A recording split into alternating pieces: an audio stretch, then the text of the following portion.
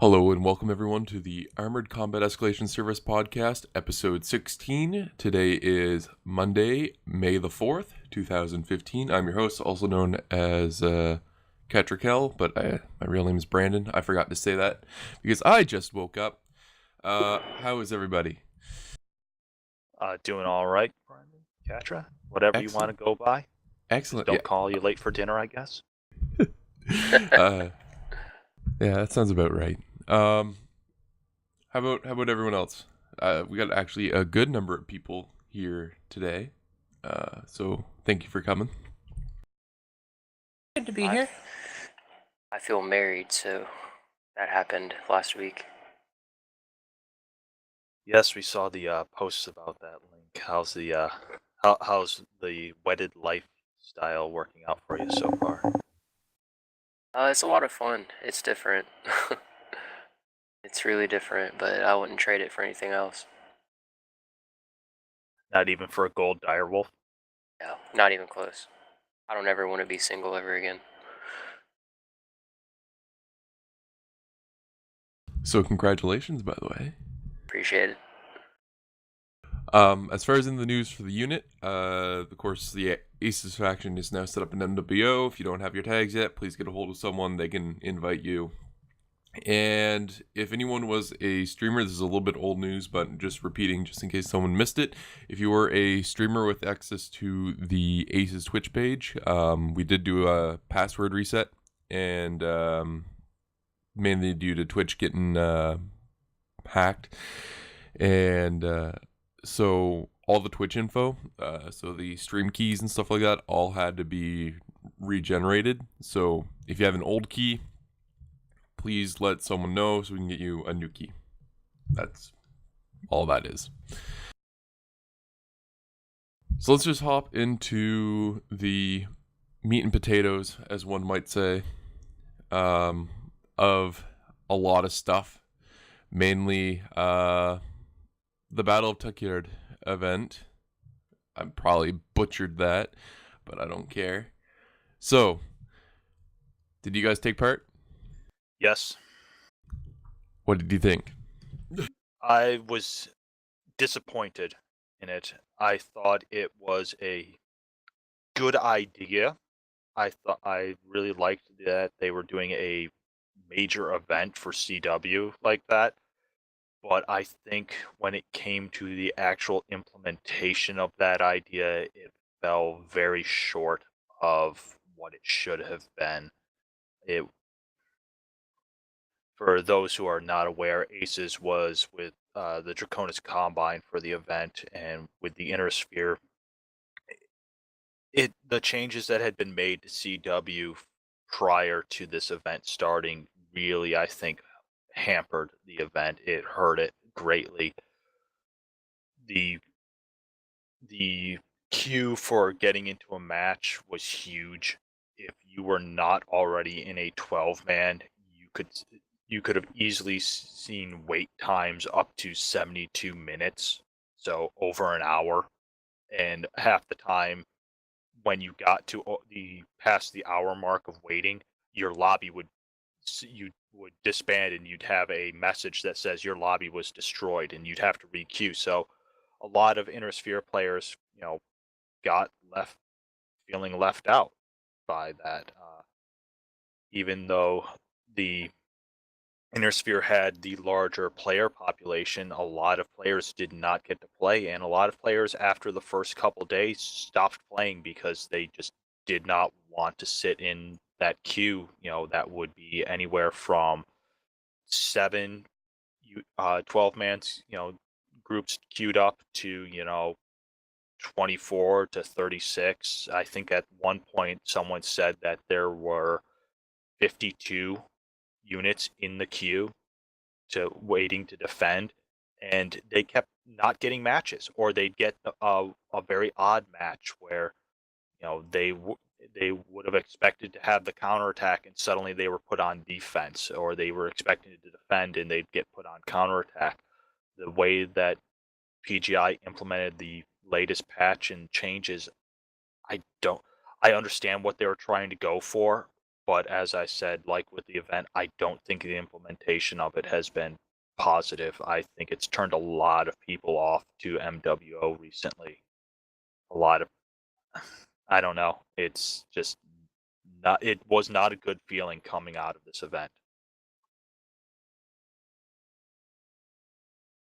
I took part. I did a lot of solo because of my work schedule and stuff like that. So when I got home to actually sit down and play a couple games, of course, no one was really on. So I did the solo queue, and yeah, the wait times, I know I would probably put on an episode of something and then wait for my game to begin and then pause it if I did find a game. But I did manage to get about 10 games in or so. I think I'll have to agree with you. It was a little underwhelming. It was great that they did an event for the map reset, though. I think that was the biggest thing because it was really just about a map reset. It was about the season coming to an end and doing a map reset. And they could have just wiped the map and made everyone start from the beginning. But I think an event, though possibly hastily put together, still ended up being a nice way to wrap things up. And I think the population... Well, actually, first I want to talk about some... This is the first time because they put about a bunch of statistics. And if no one saw the statistics, I'd suggest that you do. But this is the first time we actually get a telling amount about players, or I should say total players or unique players playing without any actual estimations. And there was 17,226 total players in the Community Warfare event. And we do also know that, I think tweets previously that Russ said that the Community Warfare players or people that play Community Warfare are still like a small percentage minority or something like that. So for, I found that really interesting more than anything, as since, PGI has never really given us numbers about anything like that before. Yeah, I like that they put the statistics out. It's interesting to see the numbers, but a lot of people are drawing wrong conclusions from the statistics. Being an actual statistician, I adhere to the old adage of lies, damn lies, and statistics. And this is a good example. I've seen a number of posts on the forums, both the official forums and the Reddit forums, with people looking at the numbers and drawing very wild conclusions. Often it's causation without correlation are the conclusions that they're drawing. People are pointing to the various faction sizes, the mech numbers, things like that, and making very biased arguments of how things happened the way they did and why things worked the way they did and the changes that should be made because of that. And honestly, just looking at numbers like that, being a statistician, again, saying this from real experience, raw numbers, raw data like that doesn't really tell you anything. You can cook that data, you can, interpret that data any number of ways. You need a number of other, factual points and data points in order to properly correlate it and to understand, what you're looking at. So while the statistics are, interesting, they don't really paint a full picture of what the event was like and what MWO is currently, like for people that might want to come in and for people that are currently playing. Oh, definitely. Just taking raw because you can bend it either way. As someone who took a lot of statistic courses and stuff like that, primarily for marketing reasons, yeah, you can bend statistics however you want. But I think it's, well, first of all, a data dump like that's really nice. I would have probably rather have seen like an infograph, like a lot of other games do, or like what they did when they came out of beta, quote unquote. But I just like seeing raw numbers like that sometimes, so I think that's cool. But back to the actual event itself. Yeah, it was a little bit underwhelming. I wouldn't mind. I don't know. I just kind of wanted the "I came to took here and all I got was a stupid T-shirt" banner. Um, but yeah, I mean, I think it was a good way to wrap up the map, and I mean, it is still beta, so hopefully, next time, if they decide to do another event like this, it might be a little bit better. Yeah. I definitely think that if they do another event like this, there has to be some major changes put into the event and into the game modes, for CW. I know Oh, our definitely. own Shimmering Sword has been in talks with some of the NGNG personnel, and trying to communicate with Russ and Paul and some of the other PGI, That big son of a wigs bitch. to try to, have a basically not a full town hall, but rather a more panel kind of you know podcast in which you know members Kind of of like the a MWO feedback. community, members of the MWO community that actually know what they're talking about, that have good examples, that aren't gonna just sit in the town hall and troll the question log, or put in the same question time after time after time, even though Russ has answered it. To have an actual informative sit down with Russ and Paul, and try to give them a true glimpse as to what community warfare is for the major units in it, for the the upper, not just the upper level of the community like SJR and Lords are, but the middle ground, and even the regular player view of how community warfare works. What works in it, what doesn't work, what changes should be considered, and what changes that have been made should be chucked to the wayside. So it'll be interesting to see if that goes and actually happens. If it does, I think it would probably give PGI the best understanding of where their game is and what their community really thinks of it. Because, oh, let's be honest, you go onto the MWO forums, no, more than half, I would say 90% of the stuff posted on there is crap. It's people being internet trolls and just being douchebags of, because for the sake of being douchebags, not actually seeking to realistically change and improve the game. And that's kind of sad. That's where the community is at this point in time. Before a year and a half ago, I would have said MWO doesn't have that type of problem with its community, and I'm very saddened and slightly angry to see that that is what the community has started to devolve into. Um, and it's not just regular players and the unaffiliated pug players. It's even some of the top tier players. One of the running themes that a lot of people have commented on is that in order to be in a top tier comp unit, one of the prerequisites is you being a douchebag. And while that's not true per se of all top tier players, unfortunately there are a number of top tier players that do just that. They are really caustic, they're salty, they are assholes in game, and unfortunately that colors other players viewpoints on what is a top tier comp unit and what's a top tier player like. And unfortunately there's too many people that negatively influence the view of what that is, and I'd really like to see that change. Unfortunately, we can only lead by example. It's up to PGI to put the restraints into place, and to, if necessary, punish those who would take advantage of the game and of the system unfairly.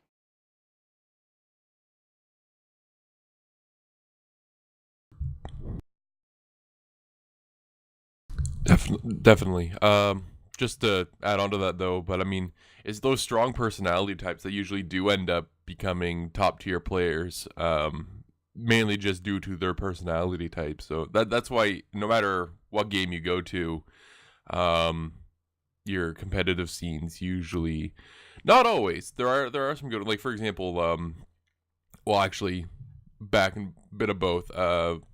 Comp scene that I'm most familiar with right now is like the Dota comp scene, and it's the same thing. Like some are really arrogant and stuff like that. Same with like the League of Legends comp scene. Some are really arrogant and stuff like that, but others like Dendy and stuff like that are pretty cool guys. Yeah. But yeah, no, it tends to be that very headstrong, set in the ways, somewhat arrogant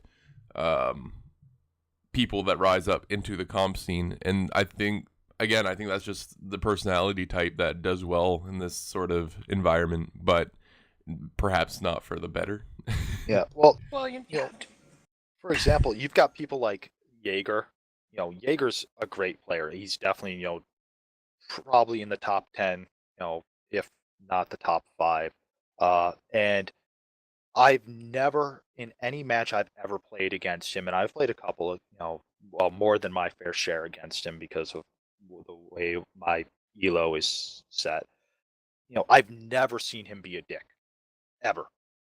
But that said, I've seen plenty of his other SJR members be complete and utter dicks to people. And I'm not going to name names. They know who they are, and I'm hoping Jaeger knows who they are. And that's a case where, if PGI is not going to, crack down, the unit that those people belong to should be, cracking down on it. Someone like Jaeger and Magician should be, saying to their guys, you really should not be doing that. It's caustic, it's hurtful to new players, and veteran players don't like it. But, it's the community won't police itself. Eventually PGI is going to have to step in, and, as we've seen with PGI in the past, they often take a sledgehammer to a problem that should have been solved with a scalpel. So, they're playing with fire in my mind of, when they act that way. And yes, it might be indicative of, what it takes to be a top tier player, but I don't think so. I'd still like to consider that to be the exception, not the rule. Go ahead there, Rico. Thought you were going. I was just going to agree with Tyrchon there and say that it does take a certain kind of person to have that drive, to put in all the time it takes to become one of the top tier players. And yeah, there are some people out there that are really competitive and are nice about it, but there's a lot of people that just want to be competitive to be better than other people. Yeah, it definitely takes a certain personality type. Like, I know when I used to play Counter-Strike Source competitively, I was a little bit of an asshole about it, and I've since grown up, and as such, I've also become a little bit less competitive than I once was, mainly due to other things happening in my life. But yeah, no, it definitely takes a certain personality type, though hard again to say what's what. But I think this covers that topic nicely, so let's move on to what should we talk about here now. I know the May roadmap is up. Have you guys taken a look at that yet? Yes, I have. We're looking at some very interesting developments. A new CW map. I believe this will be the 6th map that will be released for CW. Yes, and it's HPG themed. Yeah, Vitric Forge is its name. I like that name. That's fun to say that. Vitric Forge. That's we do know that it's just going to be called Forge after it launches, right? yeah. Or yeah, I think calling it Forge is a much easier thing to say than to call it Vitric. But it's still fun to say that, the full name. But yeah, I'm interested to see what it's like. We haven't seen any screenshots or any flyby yet for it, which is a little surprising. I would have expected that to have been included in the weekend update for this past weekend. Yeah, considering I completely agree. They usually, those guys over there at NGNG, those lazy son of bitches, they usually include that stuff. But no, we actually got instead. We'll come back to that weekly video thing later when we talk about something else. But we got drawings by FD, so I'm not complaining there, not seeing the map. But yeah, no, it's a little bit Unless that's a typo, which I don't think it is. New map tomorrow, HPG Yeah, themed. I'm excited. Yeah, but as I said, we haven't. It's surprising that we're getting a new map that quickly, and there hasn't been any real lead up to it, like there has been with the others. So, it'll be interesting. I mean, everyone's going to be going into it blind, basically. So, uh, the next big thing is oh, just the usual. There's a couple regular fixes, coming in. Some HUD fixes. The NARC indicator is finally going to be put on the HUD, which I'm waiting to see if this actually occurs or not, because they've said that that's going to happen at least 3 different times now in the last 2 months.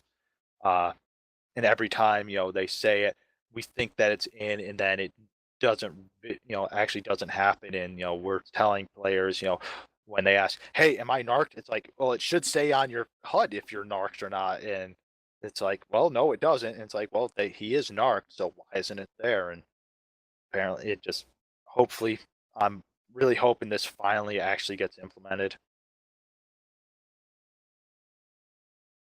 It I'm seems to be. excited to see the Ghost Bear camo fix. Yeah, what exactly is the fix for that? I haven't noticed an issue with it, probably because I haven't used it all that much, considering Well, when they unlocked the color channels for the Ghost Bear pattern, they changed the way some of the color transition works, which actually makes it look better if you substitute the colors, but it replaced a lot of the nice detail effects with just flat black if you were on the default one. Gotcha. Yeah. So it's a visual fix. Okay. And the BLR2C is also going to be interesting.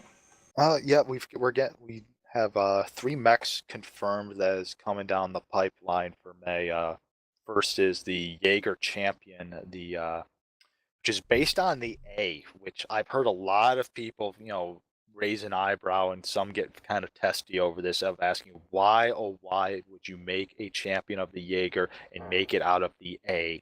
Why not the double D, which has the chainsaw?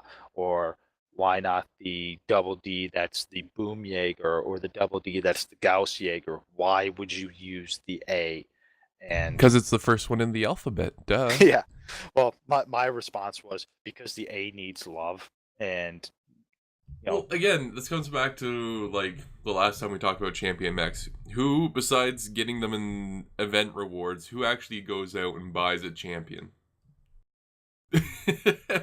I mean, that's what it comes down to.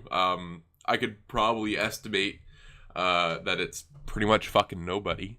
So aside from getting them in the event, because I know I haven't. I've bought a shit ton of hero mechs, but I've never once bought a champion mech. So, as someone who's even considered a whale, by my own standards, champions aren't even appealing to me at all. They're not on my radar. I don't even care. Yeah, I'm actually very curious to see what the build on this thing is for a champion, because if it could be similar to what is posted up on MetaMex for the Jaeger A, which is basically 4 SRM4s with Artemis and 2 large lasers, which I've seen it used a lot. It's a very nasty brawler, but it's still a Jaeger mech. It's got crap for rear armor and crap for torso armor. So if you get behind it, it's screwed. So I don't know. I just don't know why really the A is being considered, other than it doesn't seem to be all that special when compared to the other Jaeger variants. But that might be why they chose it, because it's not as special as the other 2, 3. And of course, we have 2 more mechs coming to the gift store, and you can listen to our last episode about a big rant about that. But I mean, we have as Rico was saying, we have the Battlemaster 2C and the Cataphracts 0X, which I believe confirmed to have ECM. Yes, the Cataphract 0X has electronic warfare equipment that is canon. The 0X is actually a prototype version of the Cataphract that by Canon was being developed along the same time as the Raven was. So the electronic warfare equipment was being mounted in both. Odd thing though is it also has, according to Canon, a remote sensor dispenser on the rear center torso. I don't know what PGI is planning to do about that little fact because they don't use remote sensors They might in just throw in the a game. command console or something like that, which you can rip Yeah, out. because the only I mean the weapons on it are a PPC, an autocannon 5, and 2 arm-mounted medium lasers. It's not saying that that's the default, because how many other mechs have had extra slots put on there? I mean, let's take a quick look here. What's the Cataphracts? Because I find that they all follow a pattern of having the same amount of total hard points. It's a 70 tonner. Cataphracts. Where are you here? I'm blind. Cataphract. Alright, so most of them have a total of 6. Yeah, all of them have, except for one. The 4X has 7 hard points. All the others have 6. So if it only has 4, it's going to be drastically different than all the other ones, mainly in being probably undergunned. So I could see maybe like they put on 2 ballistics in the arm where there's supposed to be the 1, and then maybe tacking on another energy somewhere to bring it up to the full 6. Yeah, there will probably be at the extra hard points, like you said. Yeah, that's what I mean. We just don't know where. But I'm just saying, for basic configuration, what is taking the place of the remote sensor dispenser? Because that's extra tonnage right there that you don't. Yeah, like I said, probably just the command console. I'd imagine that everyone will just rip out.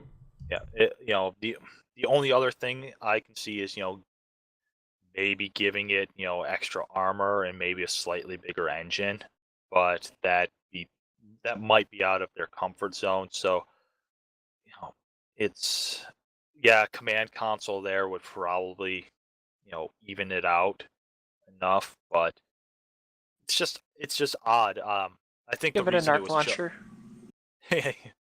I think the reason it was chosen though is because of that electronic warfare equipment, the Oh yeah, definitely. ECM. The ECM was because I remember Russ on Twitter like 2 months ago asking for an intersphere heavy with ECM. Yeah, and the problem with that is the only cannon heavies that have ECM are either out very far outside the timeline. They're either because they haven't been developed yet, or they're outside of the timeline because they are so remote and so scarce that the versions that have the ECM are not available at this point. They basically have been wiped out, or if they are available, they're in they're in the hidden armies of the Com Guard, which you know we've gotten so far a couple royal versions of royal variants, at least listed for some of the mechs that have come out recently, but we have yet to see the actual Com Guard variants of any of some of these mechs. So using the 0X for the Cataphract, yeah, it being a prototype, I can see it work. That maybe it got put out of prototype phase, faster than original. And PGI has said that they, aren't too beholden to the timeline beyond, a certain point. So, it's a good choice. It'll definitely, I think, throw Cataphracts into being a more popular mech to bring. Currently, Yeah, we'll go back to when it first came out because I remember Cataphracts being the heavy hitters for the longest time. Yeah, the Ilya Myrmidons for the longest time was shouted into the mountains that it was pay to win. Yeah, I mean the Myrmets, you had the chainsaw on it. The 3D was the heavy mech to have for if you were a jump sniper. The Cataphracts for the longest time, as you said, were the go-to, and since the loss of jump sniping as a as a useful tactic, they've kind of fallen to the wayside. I still see some, chainsaw variants of I think the changes cataphracts, to the but UX what actually put the final nail in the coffin, so yeah, to say. um, Because you used to be able to, even after jump jet changes and stuff like that, you were still able to take out the Muramets or any of the other, like the 4X and stuff like that, with UAX and just still absolutely wreck because you might jam, but as long as you just keep holding down that trigger, I mean, you're good. yeah. Or if you were like Bombadil and had a macro set up for it. Yeah. So, but yeah, hopefully though this will, you know, make people more interested in the cataphracts, which is, I understand why they aren't as popular because if you've got, the some of the torso mounting of, the ballistics, they're low slung. The arms are low slung. Yeah, you have two upper mounted energy hard points in the 3D, but it's not enough when you're going up against something like the Timberwolf or something like, or even the slightly, the 5 tons lesser Thunderbolt, which is at 65 tons. Cataphracts just don't stand up. So hopefully the ECM variant that, of the 0X will reinvest some life into the cataphract, and people will take another look at it as a whole and come up with some new ways for it to be used.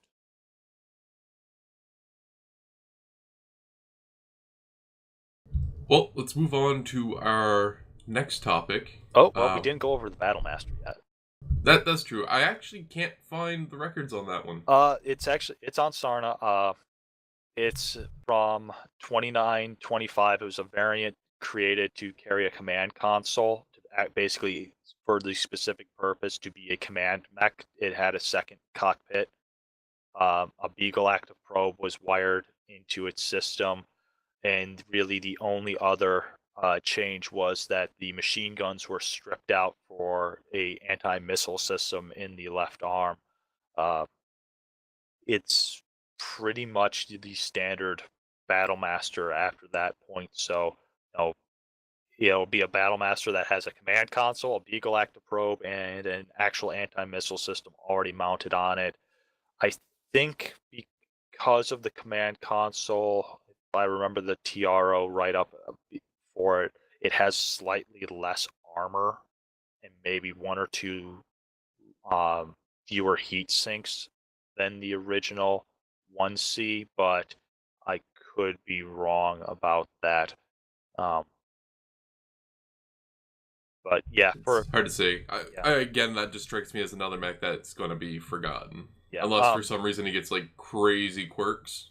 The funny thing is if it gets, the Atlas DDC love treatment to it of, having the commands console, put there, but also throwing like an ECM hard point in there, which if that's the case, people are going to put ECM on it, and that'd be interesting seeing that's a lighter assault mech being only 85 tons, to be carrying ECM.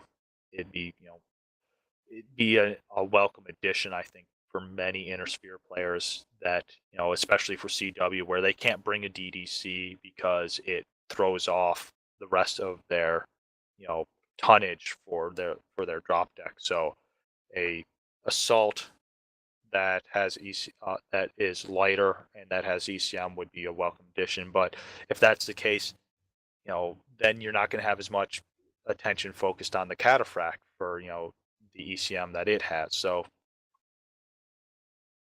right now it's all speculation. Either way, it'll be an interesting change and addition to the game. Yeah, if it is a 85-ton mech that can go 80 plus kilometers per hour with ECM, that would be pretty fun. That'd be brutal, and I would love to see it. I guess one more thing we could talk about, now that I remember, I even wrote it down and I completely skipped over it. The new Mech Lab. I'm excited. Yes, I've seen the screenshots that have been posted for it, and it definitely has the Smurfy, more of a Smurfy look to it. It's not, I won't go out and say, the full Smurfy but it's basically what Smurfy would be like if integrated into the MWO game as a whole. And so I'm hoping just from the screenshots that it is as user friendly as I think it is. If it's not, then people are going to be pissed. But Well, people are going to be pissed regardless. yeah, but it looks good. I'm eager to see it. I think it's a long time coming. Um, hope, hopefully with it, this indicates the UI having, the right amount of work done to it that will, make everyone happy. Uh, I know not just the Mech Lab, but there have been a number of other points that people have, griped about that, need to be changed in the UI. So, Yeah, I think it's definitely a step in the right direction.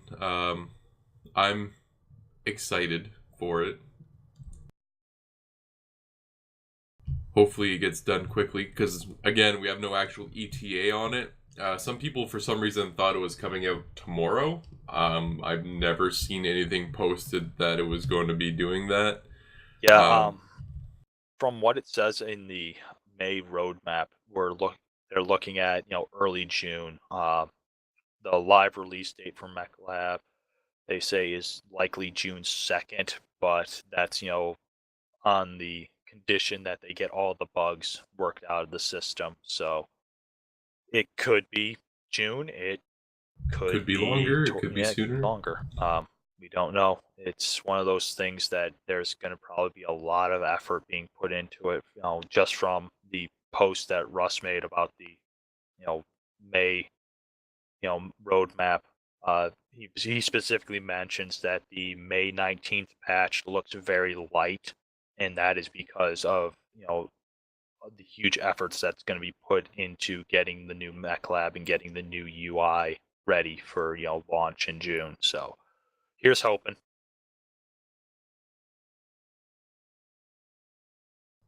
Now let's move on to, I don't know, maybe the next big topic thingy. Resistance 2 was shown off. What was your guys' initial reactions, perhaps?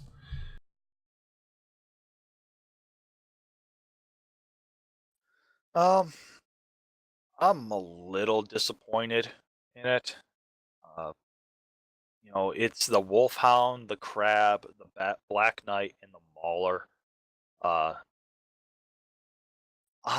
it's nice to see more mechs being added to the game, but these mechs, I don't feel like they should have been, released in a package. It feels, somewhat like a cash grab, even though it probably really isn't. Well, I mean, you have to remember that they are going to be releasing all the mechs this way now. That Yeah, it's going to be this, then to the game for MC yeah. and C bills. I mean, So, it's how they're but going to make their money. yeah, for the four mechs, to be grouped together like this, it feels a little lackluster, mainly because the first three, the Wolfhound, the Crab, and the Black Knight, they're all energy boats. I was about to say they're all energy boats, and they're all pretty much the same throughout all the variants. Yeah, There's no real deviation. yeah, and there's and honestly, other than the Black Knight, there doesn't I don't really see a role for the Crab and the Wolfhound right now. I mean, the Wolfhound is going to be competing against the Firestarter, which the Firestarter is tried and true. Everyone knows it. It's got jump jets on it on top of having a heavy energy payload. The Wolfhound, uh, the Wolfhound just doesn't really bring a whole lot to the table that would make me say, yeah, instead of taking a Firestarter, I'm taking a Wolfhound. The Crab, I just don't see a reason for to really run it.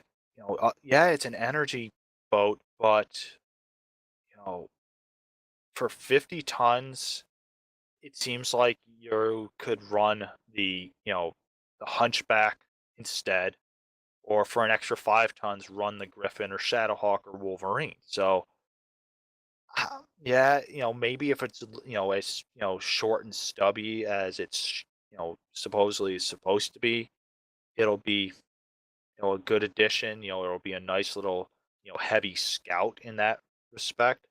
But I just don't see a real purpose for it. The Black Knight really it's really the Black Knight and the Mauler are the only two that I'm seeing any thing worthwhile for. The Black Knight is a nice addition to the heavies. Uh, it's 75 tons, which is nice because the only other 75-ton mech we have for the heavies for Inner Sphere is the Orion, which has some issues still, but the variants, as you said, for it, there's just really no differentiation between them. They're all basically the same thing, and yeah, one has an ER PPC instead of the regular PPC, and one has a extra large laser instead of the PPC, and one has large pulse lasers instead of the large laser. But they honestly, they almost seem exactly interchangeable with one another. There's nothing there besides saying, "Oh, that's a Black Knight," to make anyone really excited. I I feel like PGI could have been a little bit more adventurous with selecting variants for that one. The Mauler, the Mauler's the one that I think really is the draw for anyone that is looking at Resistance 2 mechs. The Mauler is very different from what we have in the game so far. It's 90 tons, which the only other 90 tonner is the Highlander. But the Mauler has, the 4 ballistics, which are all torso mounted. So we've already seen a number of posts with people talking about what they're going to run in those ballistic mounts of, 4 AC5s torso mounted, or try to squeeze in 4 UAC 5s torso mounted, or keep the the 4 AC2s there. And we've seen a number of different cases for it. And even though across the variants there isn't a ton of differentiation, there's enough that it's much more interesting to look at than the Black Knight is. So I'm thinking the Mauler is going to be the big draw for anyone that is looking at the Resistance 2 map, the mechs. If people aren't already buying the pack in as a whole because they're a major mech collector, I'm thinking that it's going to be people buying the Mauler a la carte. That is going to be what people purchase. They're not going to really be going after the Wolfhound and the Crab a lot. Black Knight could be up there as well. So I'm going to say Mauler will probably be number 1, Black Knight number 2, Wolfhound number 3, Crab is a distant number 4 for purchases. Go ahead there, Rico. Well, I was going to say, although Tyr kind of covered it, but yeah, with the Wolfhound and the Crab and the Black Knight, I mean, not only are the main ones all energy, but every variant is all energy. There's not really a lot of variety there. And, yeah, I have 3 different Grasshopper builds, but I already have the Grasshopper, I'm not going to get a Black Knight. There's just a lot of redundancies there. Yeah. With the correction to, or I shouldn't say correction, but to a counterpoint for Tyrchon, I think the Wolfhound 1 might become a new standard. And the only reason why is going to have the biggest engine in a light ever. It's going to probably be the fastest light mech in the game. Only reason. Because it can take a max engine of a 315. No, it can't. That was a typo. Was that a typo? Yeah, it's 238 across the board now. They put up a correction about that. Well, shit. Yep, it's 238 standard across the board. I'm sorry, that's armor. No, you're right. It's 315 Yeah, it was. Yeah. Yeah, it was about the armor rating that they had accidentally copied over 315 Yeah, for so the 315 armor is as well. still 315 is still the max engine rating on it. Yeah, So so this is going to be the fastest light mech we see in this game yet. yeah, so but to get there, you're definitely gonna have to throw an XL in there. I Oh, it's a even light mech. You're going to throw an XL in it regardless. yeah, And I mean the next mech would be well, I mean the fire starter only takes up to a 295 if you max yep. it out. And the Really, Jenners take up to a 300, so it's hard one to of the say what this Jenners one will be takes going up at. to a 300. The other ones only go up to 295, Yeah. which is odd that they have that. You know, they don't have it across the board. They just have one that can do it. So, but yeah, I I don't know. Yeah, having the Wolfhound that fast is interesting, but without It jump jets, I don't Yeah, see it that's the being thing though. chosen Without the over. jump jets like the fire saver has, I could see it again. I could see it potentially being there for a mech that will be really good. Um, but we won't know until we get our hands on it, type of thing. Like I could definitely see be a really quick, albeit no jump jet, small pulse harasser like the fire starter is. Um, but without the jump, I don't. Honestly, I don't know. I think it'll be hard to say what's it going to be like because we might never know that it could even break the game engine again. I know they put fixes in because Mask is coming out, but Yeah, the I know one of the big complaints I've seen from a lot of people regarding the Wolfhound is just from the concept art. They're going, why doesn't it have the wolf's head? The wolfhound head that they expect the wolfhound to have because of one the cartoon, BattleTech the animated series had a lot of wolfhounds. It was the one of the few inner spear mechs actually shown off, and all of them had the wolfhound head, not the actual head that's in canon. So the version I was about to that say the original Wolfhound looks like it has more of a beak than a wolf type head. It's got a yeah very curvature head, kind of like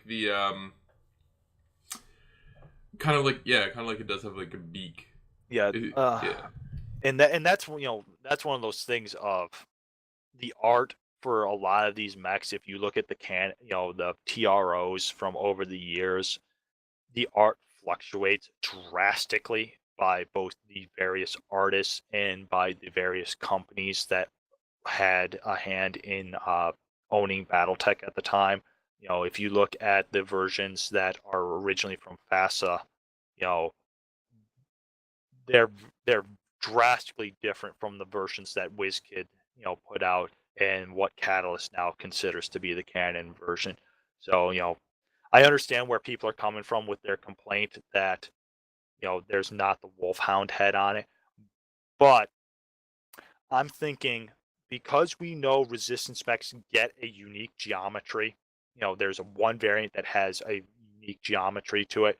I'm thinking PGI is going to pull out, from their hat or up their sleeve the resistance mech for the resistance version, the actual one that has the little R in parentheses next to it, will be the version that has the head with a unique geometry that looks like the wolf's head or the Yeah. wolfhound.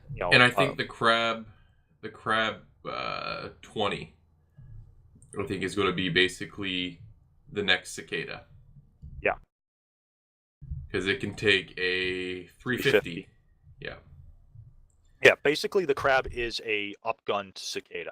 It Yeah, but I mean, it's not the fastest medium by any means. Because I mean, the Griffin, the Kintaro, the Shadowhawks, Wolverines can all take like huge, yeah. like 360 engines.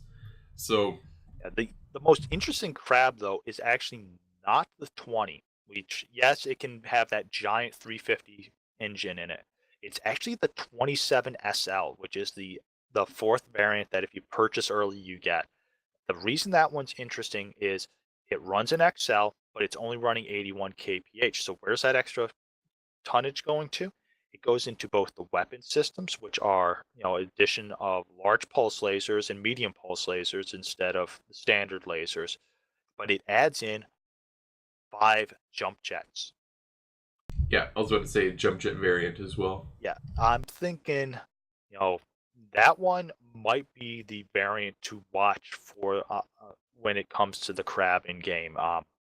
I can see people switching out the ferrofibrous and the armor for standard and switching the internal structure for endo, which is a given at this point. You know, no, I don't think anyone runs ferro without endo, and very few mechs run it, with both.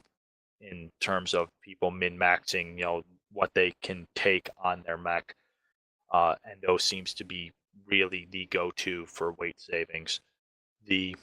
But with the endo there instead of the ferro, you have a bit more weight to play with. I can easily see that 250 XL getting bumped up. Depending on what the quirks are, I can see maybe those large pulse lasers getting switched out for more medium pulse lasers instead. The jump jets maybe getting dropped down to 2 or 3, depending on how well they work, and you're going to have a mech that runs maybe 100 kph that's jump capable and has a very strong punch to it in terms of lasers. So the Crab 27 SL will probably be the one to be the most wary of. The others, they're basically the Griffin Hero, except it's squat and funny looking instead of tall and humanoid looking. Yeah. The Black Knight. Aesthetically, I've always liked the Black Knight. FD did a really good job doing the Black Knight. It looks really good. As far as what they are, as far as what we see for loadouts and hard points and stuff like that, it's really, again, just the same. Yeah. I don't even care. I don't even care if they made up a variant, which you could either have a ballistic hardpoint in the arm or ECM. I know people would probably throw a fucking conniption shit, but something to make it different, I guess. And I just kind of shrug. There are cannon variants that use a ballistic instead of an energy point in the arm. But timeline. They're definitely outside of the timeline. But I think the biggest complaint I have seen for the Black Knight has been people saying, why doesn't it have a sword, or why doesn't it have the hatchet that it says it should have in canon? And they don't and those people don't remember that in canon, that's only for the Clan Buster version that the Com Guard run for Tukiyid. That's not the standard Black Knight. It's not something that's widely available. Even later on, the versions that have have it as well, they're outside the timeline. One of the special variants that has it has triple strength myomer muscle, so that as it heats up, it can run faster and punch harder. That's not something that PGI can implement into the game. Quit complaining about it, people. You've been told melee is not happening. Quit asking. It's not going to, you're just going to disappoint yourself more and more by asking about it. But I'll echo what you said, Cattra. I like the concept art of this Black Knight. It's the Black Knight has always been one of the mechs, as we've talked about, in terms of the art changing from owner to owner and artist to artist. The Black Knight has always been something of a goofy mech when it comes to its art design. Looks like a dude in a suit. Yeah, the original version is basically looks like an old medieval knight that has a great helm on his head. And yet you look at what it says for its weapons loadout, and you look at it and you're like, where are these weapons that say it should be on it? Other than the PPC and the right arm, it doesn't look like it has any weapons from the art. Then you have art that comes on later towards the WizKids version. Just an example, I look at the early Tyros art, and I would never imagine that that's actually a robot. Yeah. I would think it was just a guy in a suit. Yeah. I know a lot of people that, from a BattleTech standpoint, have looked at that art and they think it should be more of like a power armor suit design, not a actual battle mech from the look of it.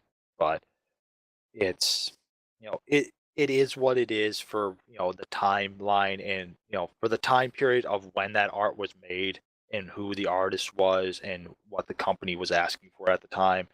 You know, it's water under the bridge. Oh yeah, Uh, definitely. And I the mean the WizKid that's version that people are probably most familiar with, which because that one showed up in the MechWarrior 4. I was about to say the MechWarrior 4 are just for the I know a lot of people don't like it for some reason. I think it looks 1,000 times better than than the Yeah, original TRO. yeah, it definitely looks better than the original TRO, which looks very odd looking. But I'm thinking Alex's version here. This is definitely my favorite variant Oh of yeah, it's a what it perfect, looks like. my opinion, perfect blend of the two. And of course, that's what Alex does. He brings up like 20 images right beside where he's drawing, and then he draws using references and stuff like that from all of them. Yeah, I mean, you can see with the look of it, the different influences from the art. The head definitely looks more like the Great Helm than the skull head that was developed for the WizKids version. So it's harkens back to the old FASA version. The torso, you know, is definitely more towards the WizKid version than the original FASA version. The arms are definitely more, something more of a call to the WizKid version in terms of the shoulder, design.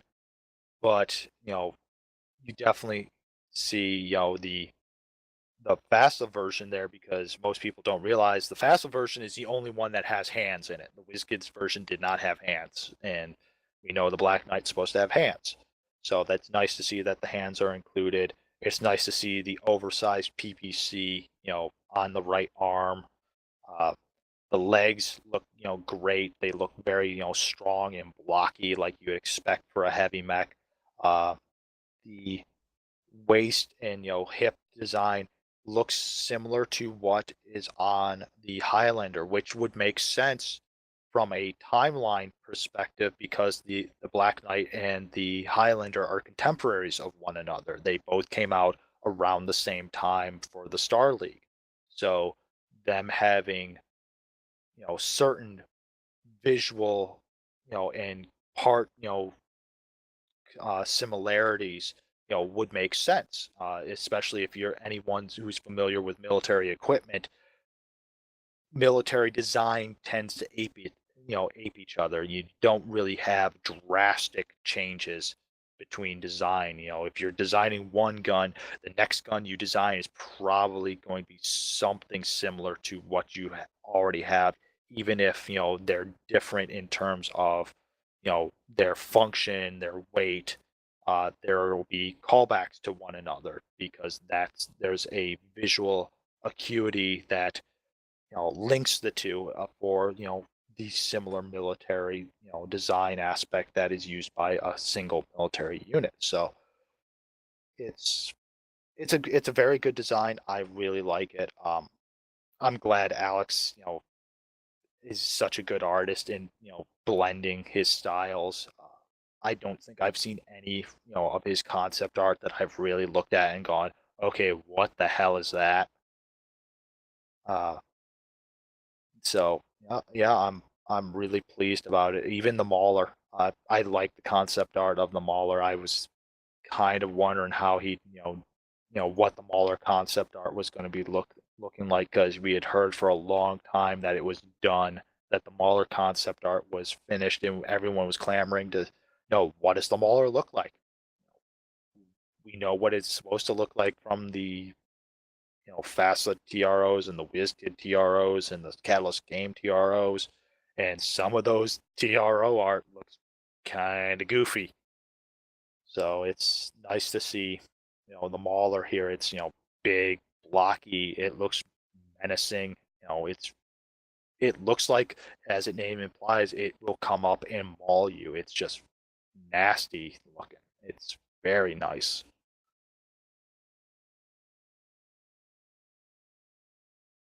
Definitely. And the Mauler, loadout wise, is definitely the most different. But it still very much calls on the same, like, left torso ballistic and missile, right torso ballistic missile, left arm right arm energy. It's the same all the way through, just the values change. Um, Nothing really differentiating. It's a very meh pack. The only thing that I'm excited about is the actual mechs in it. Not so much the different variants, but like the Mauler, the Black Knight, the Crab. I'm actually a big fan of the Crab. Maybe that's because I have like really shit like opinions, but I'm actually the most excited for the Crab. Mainly the redesign on it. It looks really good. Yep. I like the crab. The crab is, I like it because it's a nostalgia thing for me. When one of the few mechs that I remember playing, a long time with in MechWarrior 2 Mercenaries was with the crab. I think that was actually one of the first mechs I purchased as in the story progression for that game. I upgraded from my commando, I think, straight to a crab, which probably was a very good decision in hindsight. Uh, so yeah, thinking back to the crab, it's a nostalgia thing for me. Um, the the Mauler and the Wolfhound are a nostalgia thing as well because they harken back to when I first was introduced to Mech Warrior. The novels and the animated series were big things when I was a kid. So seeing them, coming into this game now is a nice thing. The Black Knight, I like it, from a design and aesthetic point.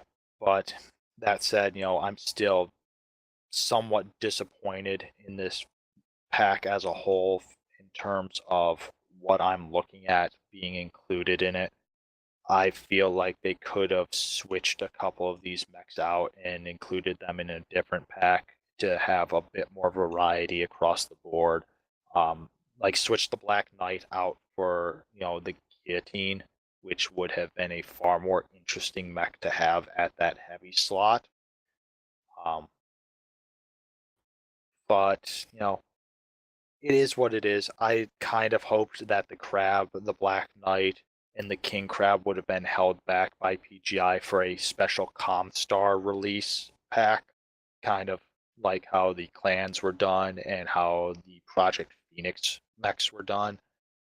But it is what it is. They're the ones that are making the game. We can voice our opinions, but in the end, we kind of have to go with what they do from time to time. I like. I'd wish they, I could be on the board and make help influence those decisions more, but I'm not. I'm not that lucky.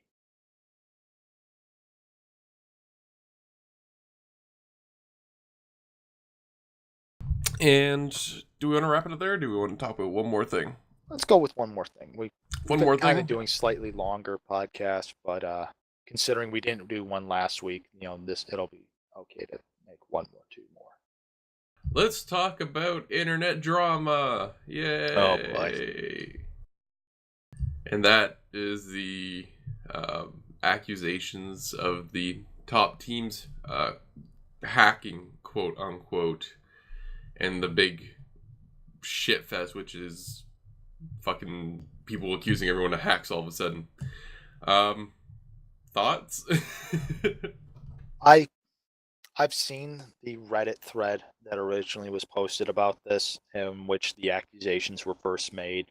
I don't think it's fair calling it hacking, uh, mainly because to me, hacking actually means going in and changing the code of the game itself.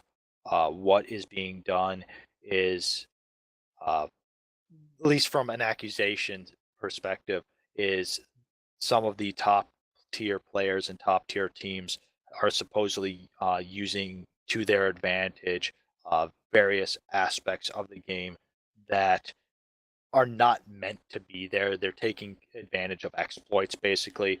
One of the big one is map sniping, which is similar to what a top tier Counter Strike team was recently accused of doing and was actually found to be doing.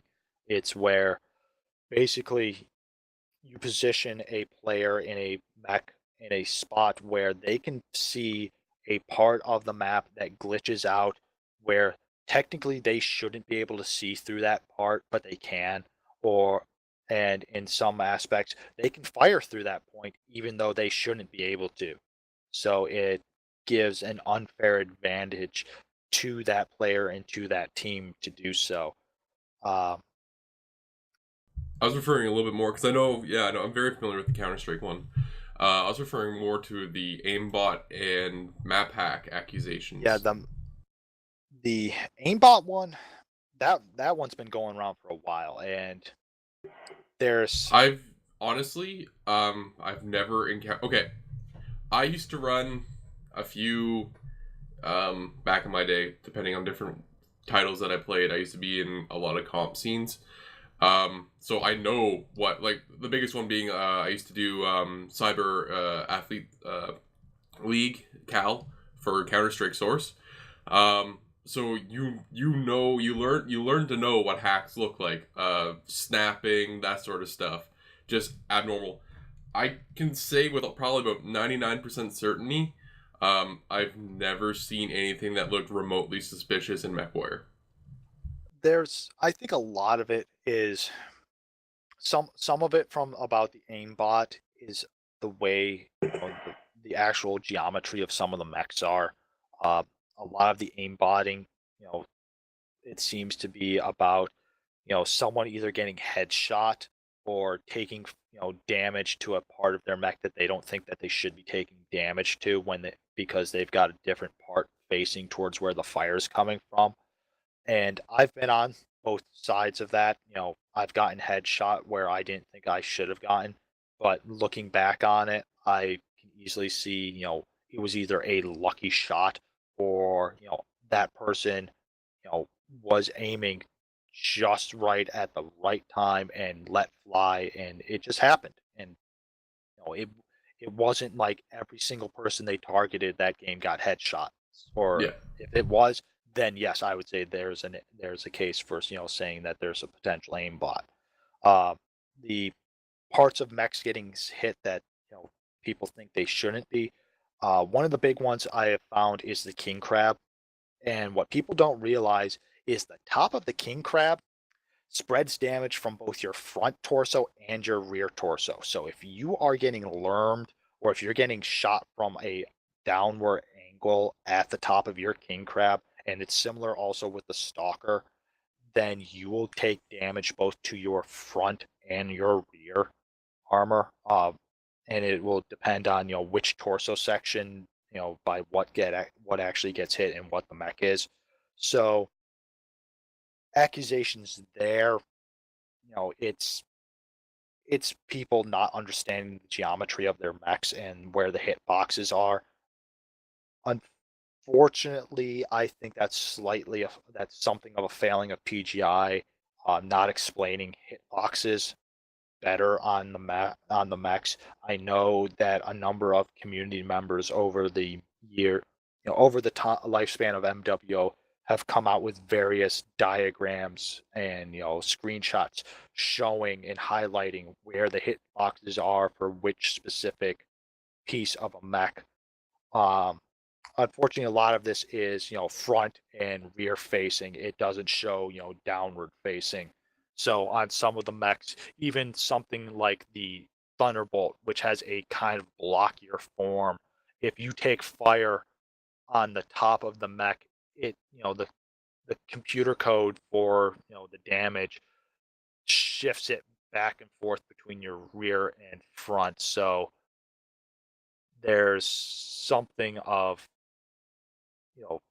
it happens that you think you're getting unfairly, damaged when it is more of a coding error in certain respects, and at the same time, it's also you not understanding the geometry of your armor properly.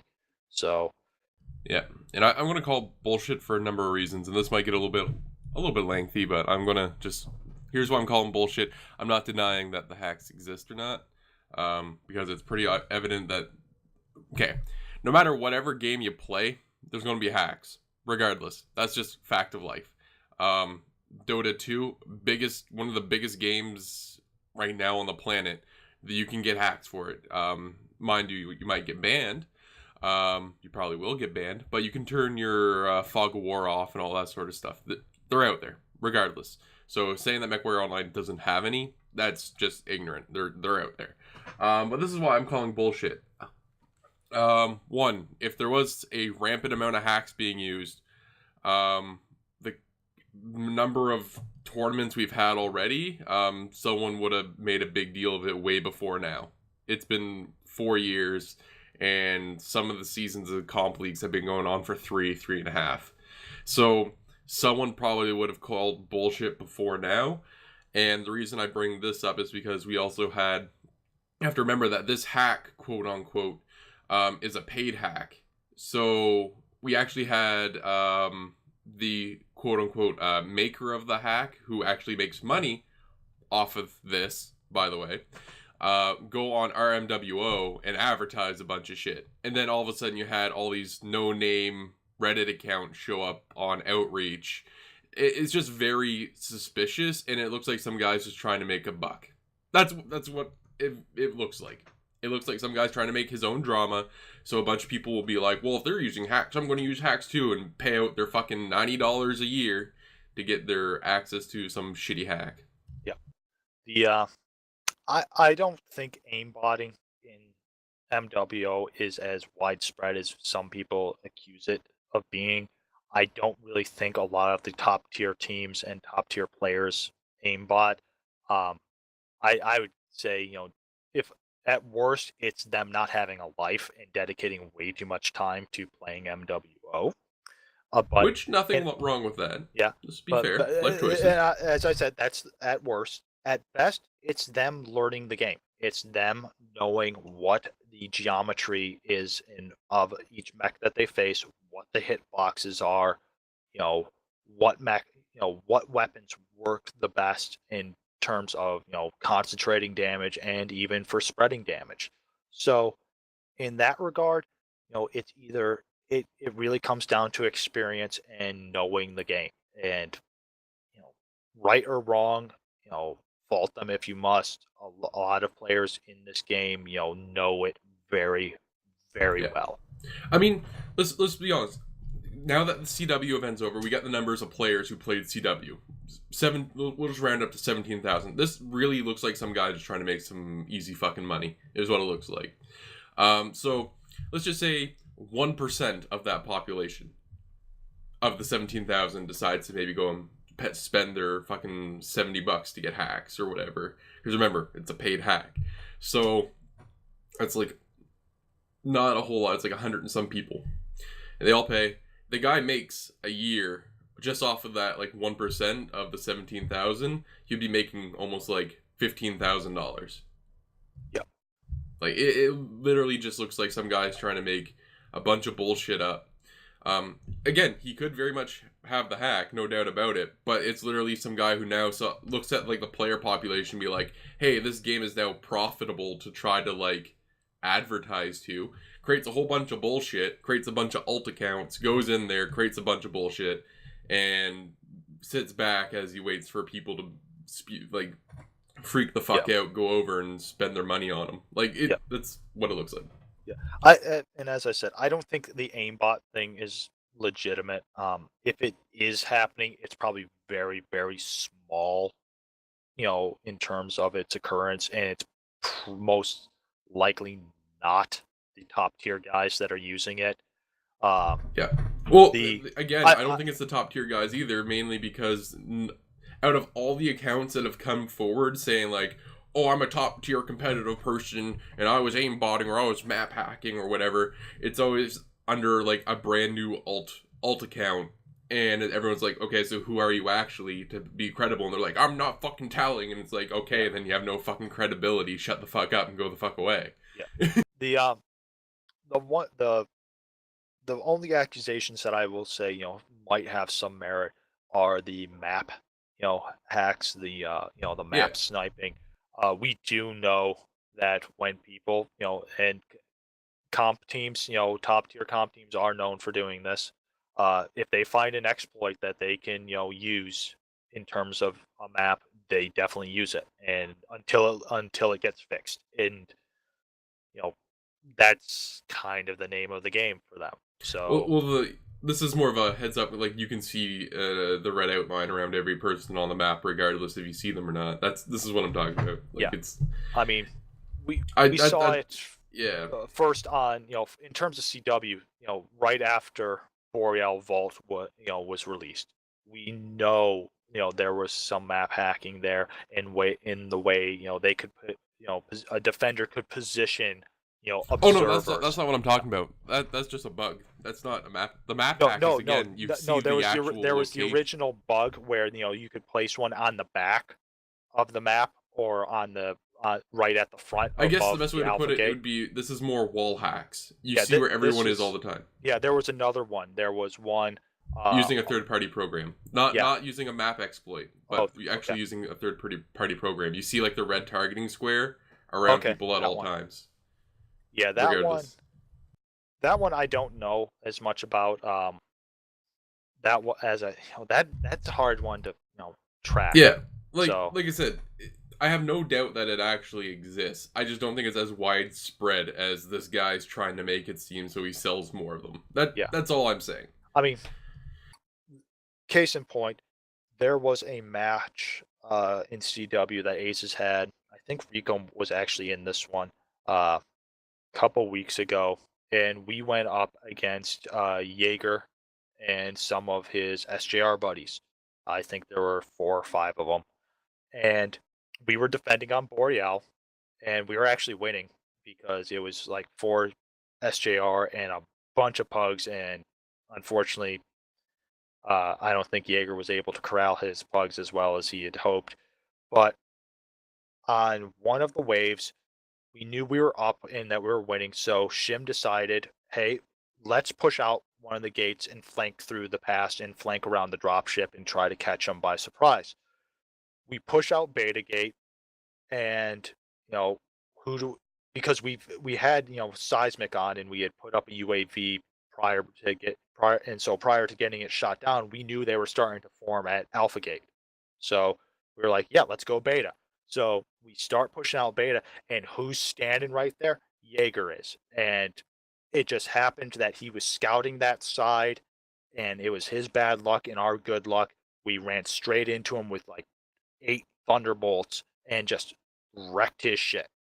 And afterwards, I heard from a couple people saying that the Jaeger was streaming it at the time, that 2 of his SJR guys and a number of his Twitch followers were saying that Aces had hacked it, that we were either watching, we were being dishonest, we had either were watching the stream so we knew where Jaeger was and where the rest of his team was, or we had used a map hack to know where everyone was, when the case was we used the tools in the game. We knew where 3 guys were on by Alpha Gate because we had someone placed with seismic, and we had put up a UAV earlier, and we had someone sitting back towards base on that low hill before you get up to the actual drop pad.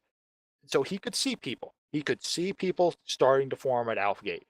We had no idea that Jaeger was coming around to Beta. That was completely by surprise, and we kind of had, I think, one of those deer in the headlight moments where we were like, oh my god, there's a Stormcrow here. Oh my god, it's Jaeger. And Jaeger was like, oh my god, I'm facing 8 thunderbolts right now.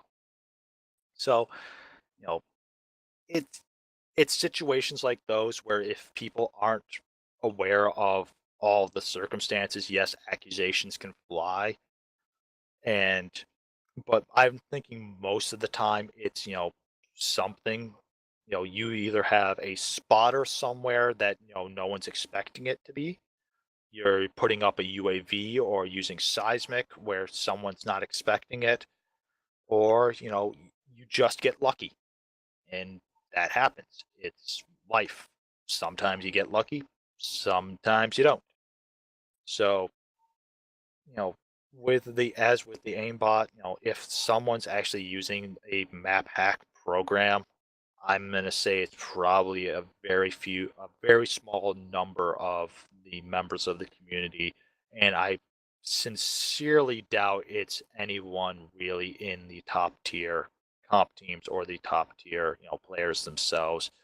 Uh, that said, yeah, there might be one or two that actually do use it, but I'm betting they're not being the ones that are going on and suggesting it on any of the forums, be it Reddit or not, because they know if they get caught, they're probably getting banned from the game, and that would take away some of their fun, both for playing the game and for trolling the other people that play the game. So I don't think they're going to really risk it, but I don't know. Some of them never have never really striked me as being the brightest bulbs in the pack. So some of them might, decide to make alt accounts to go on to Reddit or the forums and brag that they're using it, even if they aren't using it, just to, rile people up. So it's I don't know. I'm still calling it's bullshit on it yeah. for the most part. But as you said, I think a lot of it is, just someone trying to, cash in, and the majority of it isn't actually occurring. I don't think there's a lot of aimbotting. I don't think there's a lot of map hacking. If anything, it's, players knowing exploits in the game and using them fully to their advantage, and people knowing the mechanics of the game and using those fully to their advantage, which is perfectly acceptable in my mind. The the map exploit, thing is slightly less acceptable, but if PGI isn't there to fix it, then the onus is on them. They should know about it. If they don't know about it, they should. If they do know about it and haven't fixed it, that's just lazy on their part. So